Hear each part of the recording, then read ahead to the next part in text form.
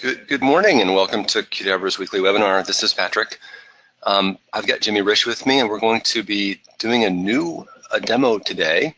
The demo is, we're really excited because we've added some new features to Forms Viewer, and the two new features we're going to be talking about are generating a PDF from the browser in the client and sending a signed form to Docusign for another signature.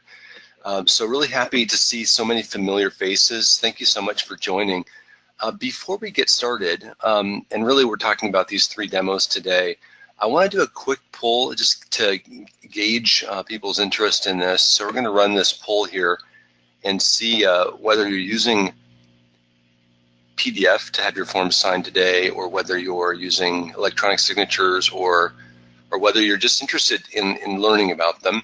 And we'll let that run for another few seconds here, and it looks like it's about 50-50. Nobody's using PDF, and it looks like about half of you are using the InfoPath electronic signature, and about half of you have that last option, and I probably should have provided a couple more options. Thanks for playing poll here with me. So today we're going to show you how to sign your form. We've actually done the first demo before. We have a new control in Forms Viewer, custom control that was released in the beginning of September. So you can actually customize your forms and you can sign them. And what I'm going to do is quickly show you that demo here. So you've got, I just opened this form. I'm going to open it again here. So we have a site on 365 where we publish this form. This is running in the dev version of Forms Viewer. So this is really fresh off of the production press, and so we actually haven't published this to the production instance. It's just running on our dev instance. It isn't even on test yet. So what you see today, this stuff here is actually in the sample form. So this gives us a signature control that we can sign. So I'm just going to sign this real quick here. And I'm using my mouse, as you can tell. This works better in the mobile because it allows people to sign with their finger. And we've got these buttons at the bottom so they can say, well, forget it, I want to sign again, and then sign again here. And these buttons, we did this demo back in September. I want to say it was part of our customizing and creating custom controls. So that signature then gets captured, and we record the date when it was captured and the time. Now that's all well and good, right? And we want to add the ability for people to sign forms on their browser with their phones, and we did that demo. So there's nothing really new there. The benefit, of course, is to record the agreement. What we're showing today, though, is a couple new things. One is the ability to generate a PDF, and a PDF is a very commonly used, probably the most commonly used format out there in terms of sharing documents on the web, right? Adobe PDF is free. The reader is free. People have been using PDF for quite a long time. And so PDF's a nice way to go because we know everyone can read it. So we want to generate a PDF from this document. Now this sample here, let me just show you what the InfoPath form looks like. So here's the InfoPath form that we designed and loaded into Forms Viewer. So this is our sample Forms Viewer form. We'll make this part of the class, the webinar takeaway swag, so to speak, the samples that you get as part of this webinar. And this is just our sample form that comes with Forms Viewer. It's also downloadable from infopathdev.com, but we've added some new things to it. This generate PDF, email PDF, those are new things. So these buttons actually, and what you'll see here is you don't see those agree, clear, and decline buttons because those are part of the custom extension. But if you click on generate PDF, this is the next thing we're going to do. We have a rule here that runs a centralized command called, and we have a best practice in here. We're using centralized logic to ease debuggability and make it easy to find things and debug things and maintain things, because all of the logic is in this one secondary data source. So when we want to generate a PDF, we're going to set this generate PDF field equal to go, and then we're going to run these commands. The first two rules here are just reset the thing from running again, because we're going to be we don't want to run it twice after we reset it. So we set it to go, and then we reset it. But here's the bulk of the logic here. These 3 rules at the end: switch to PDF view, and then generate the PDF, and switch back to the form. So the PDF view is this here. So when we click this button, we're going to switch to this view. We're going to run the command, which is generate PDF. Let's go back to this. And that's render form. So we have a new command for you called render form. This is a QRules command that will be part of the next release of Forms Viewer. And this render form command takes a format parameter. It takes the data source where you want to put the results.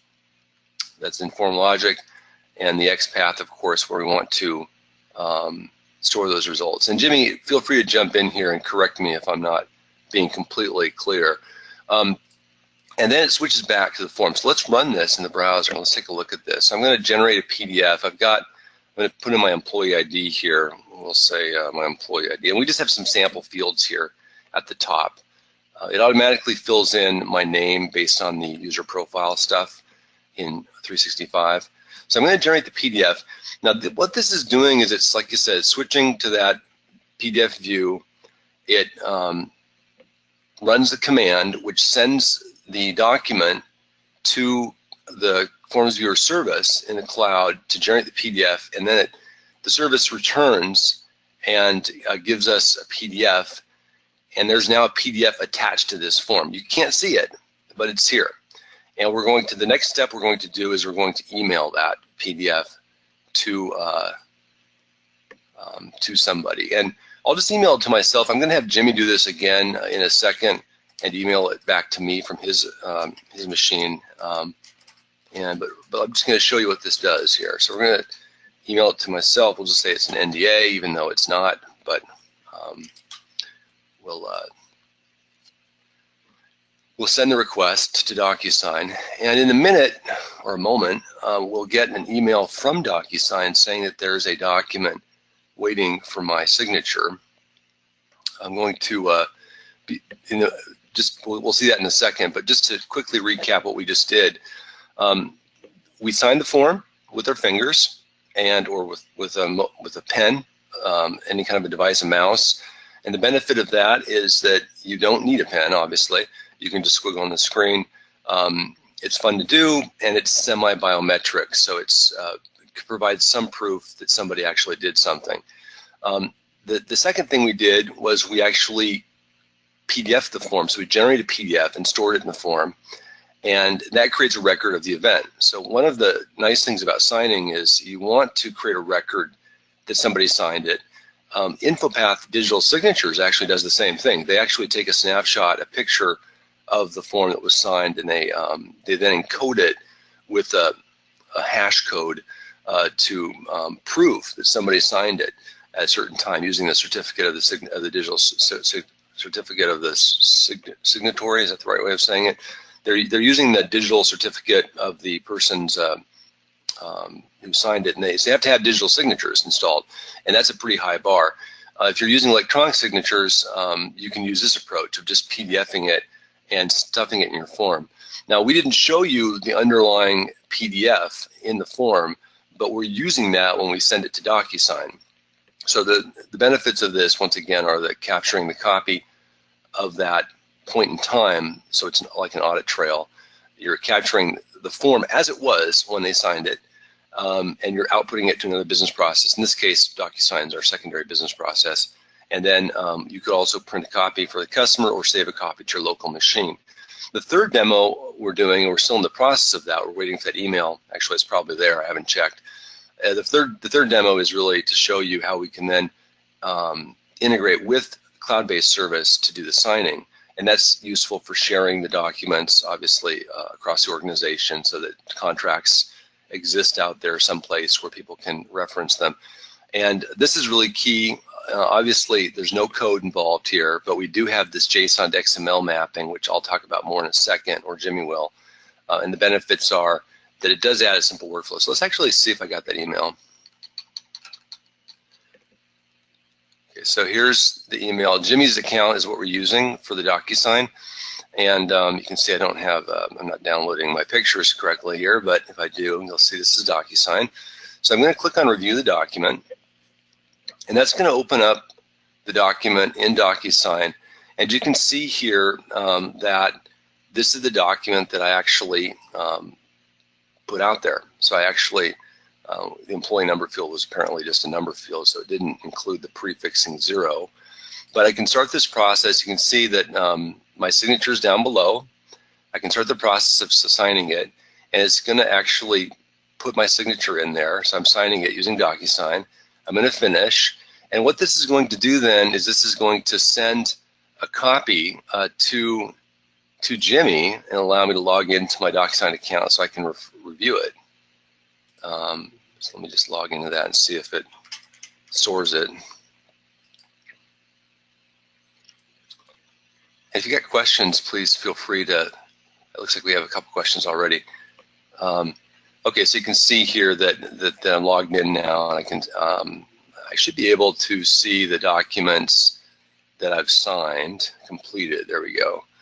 And the completed documents are this NDA, that's the one I just did, right? And these are 2 more tests I did yesterday and the day before. So if I click on that, you'll see that I can just take a look at it and reference it, download it to my local machine, and so on. So there's the document.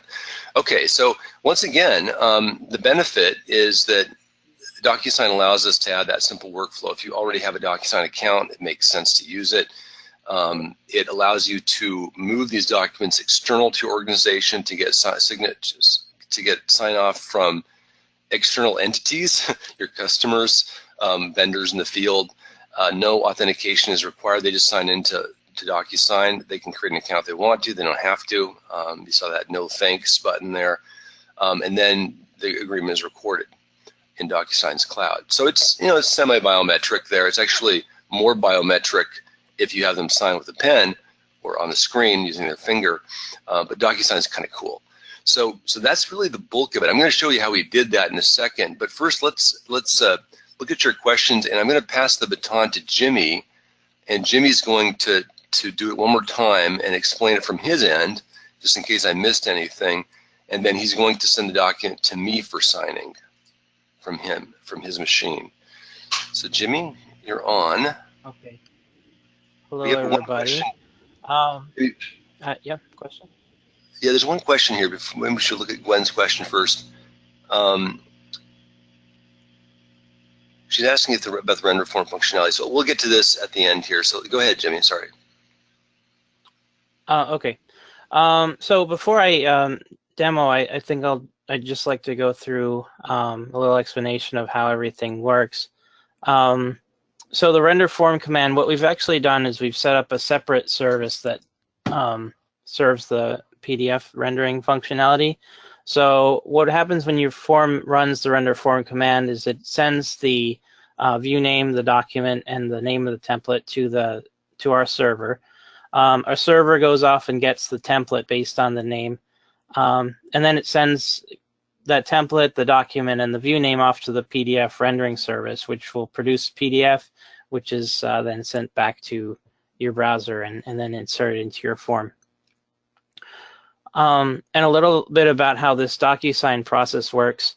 Basically, it's a 2-step process. It uses our JSON conversion commands and Q rules, as well as the make request command. So first, it just it does a login to get an access URL to access DocuSign, and then it sends the request, which includes the PDF that was generated by the render form command. And then that comes back with a confirmation so that the form can confirm that it actually sent. So so here I am in my browser. This is actually a slightly different form. Hot off the presses, we've added the ability to render PDFs with images that are embedded in the form. This was not available a few hours ago, but it's working now. So I'm just going to put in my ID number, sign the form. Okay, and agree to that. Generate PDF. And one thing that's not in this demo, but very, very useful, is that you can also use this render form command to put the generated PDF in an attachment control in the form. So you can have it there, stored there to allow people to download it to their machine, to open it in their browser, or you could combine it with the save to SharePoint command to just save it to a document library in SharePoint. All right, so so I'm going to send this to Patrick.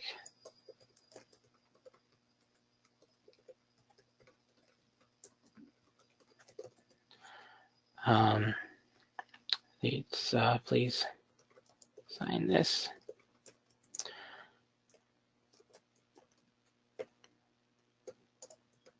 Okay, I'll send that off.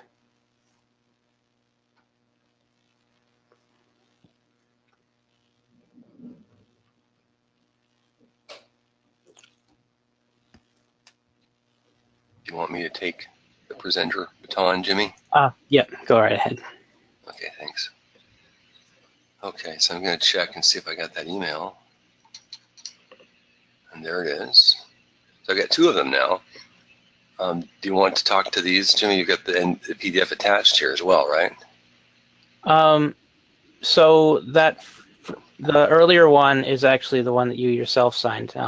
It's emailing you a confirmation of the one you signed, and this one is the one that I just sent you. Thanks. Early morning here, late night there. Need more coffee, apparently. Okay, so this is great. Wow, you got the image stuff in there. That looks great. Yeah, got the logo. And that's a static image, is that right? Yeah, that's part of the form, just an ordinary image. Cool. That's working now.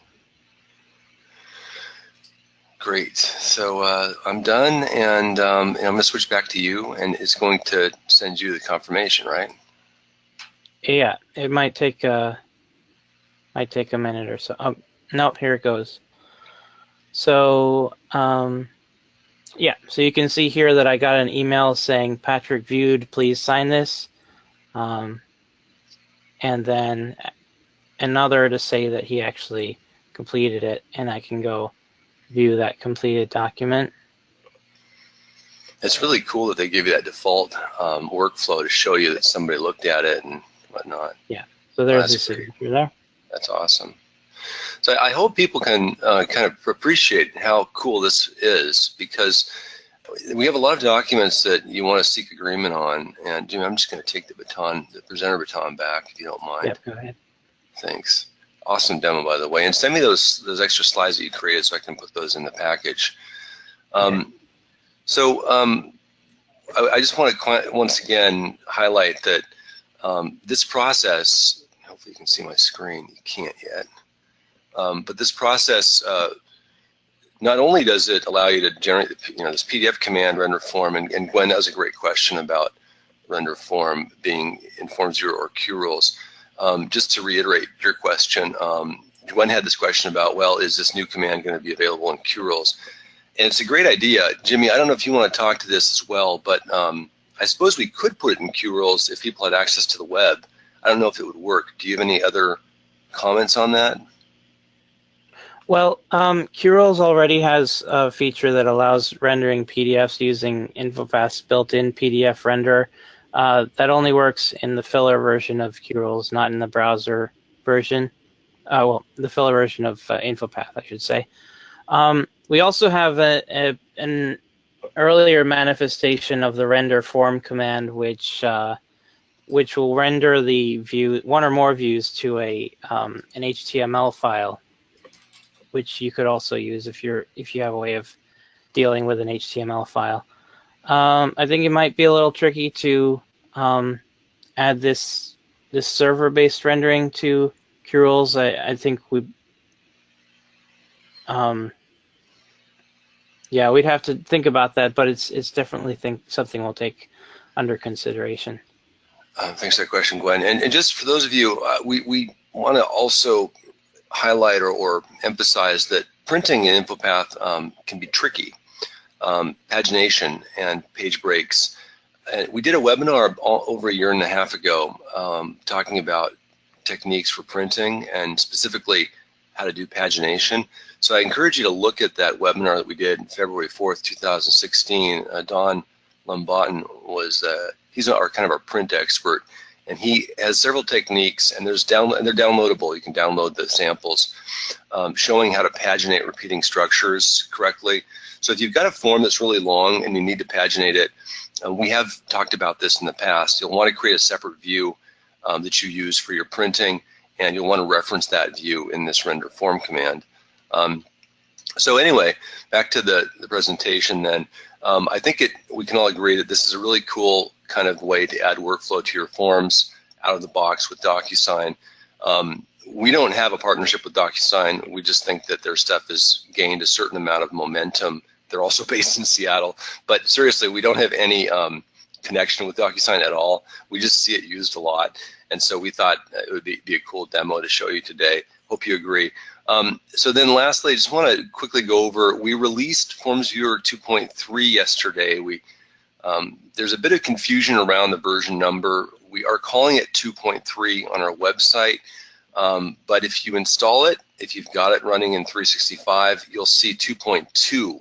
So we forgot to update the version there, or it was my fault, it wasn't anyone else's fault, but I had decided to push ahead and call it 2.3 without updating the dev team.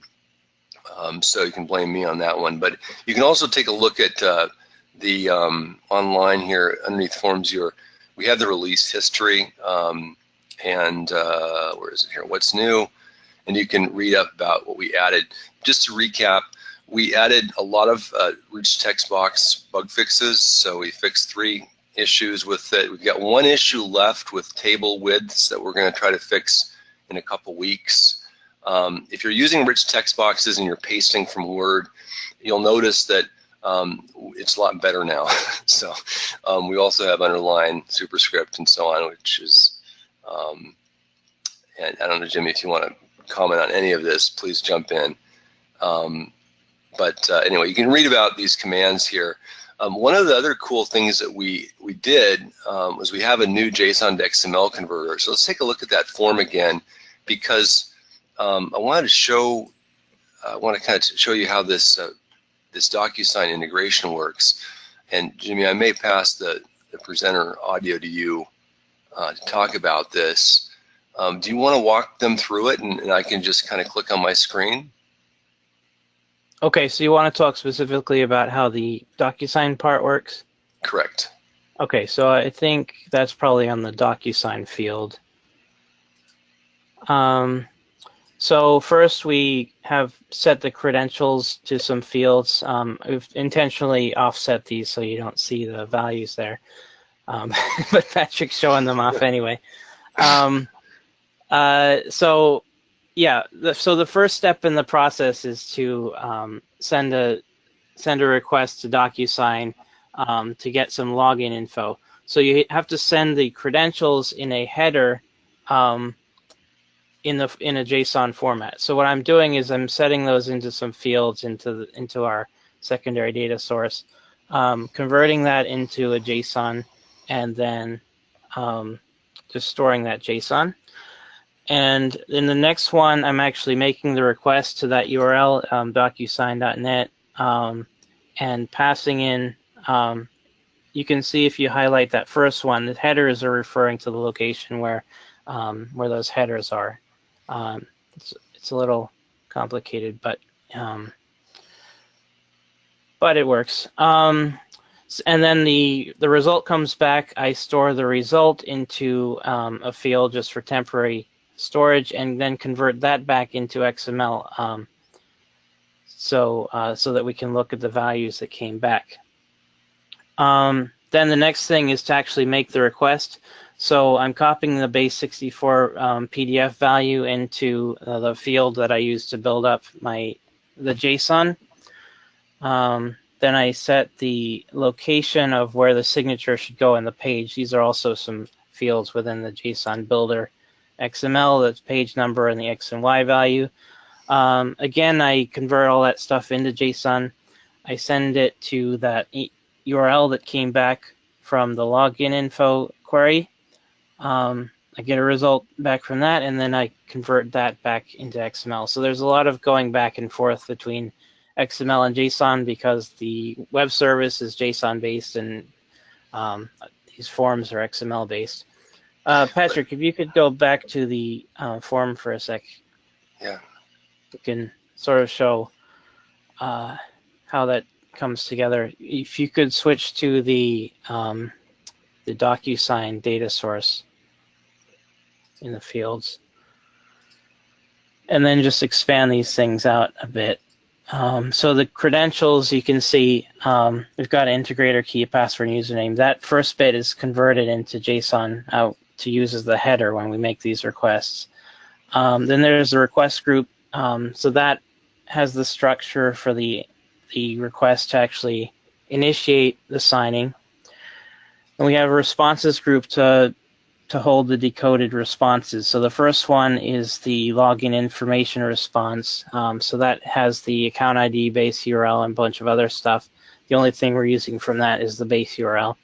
And then the response from the send envelope request just has 4 fields in it. It's got the envelope ID, which is a unique ID, the status, which should say sent if it's successful, the date, time, and the URL of the actual PDF. And then down all the way at the bottom is our headers. So we've got the Docusign authentication is the header we send to authenticate with Docusign. And I guess what we should talk briefly about is this new feature that you've. I know we have a video. I think we have put the video on this JSON XML stuff out on InfoPath Dev. If not, we'll get it out today. But Jimmy talked about this new feature that we released in September, which is kind of a beta feature right now. But if you go into the Q Rules tab of Forms Viewer and you click on Manage Q Rules here, you can see all the commands we're using in this form, including the render form command. That's cool. We have that in there. If we click on, I'm trying to click on Manage Q Rules here, waiting for it. It's gonna. This is the dev version of Forms Viewer, so it's a bit slower than the production version. But you can see that we have this JSON to XML builder here, and this, Jimmy, this helps them to build those conversions, right?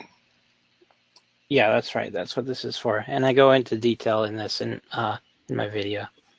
Okay, so for those of you that want to do this on your own for a new web service, you can take the sample that we're going to give you today, and you can just use that with Docusign, but you'll have to put in your credentials. We'll probably be shutting down Jimmy's account or removing the password from the form, so you'll have to use your credentials there where we set that up. I'm trying to go back there. So right here where we have this Docusign command here to convert credentials, we'll probably be taking the... it's the one before that. Yeah, thanks. We'll probably be taking this one out so that you don't see Jimmy's Docusign password there. So you'll have to create your own Docusign account. Sorry about that, but Jimmy's is a dev account, and it's probably going to go. What's the word? It's probably going to go vanish here in about a month.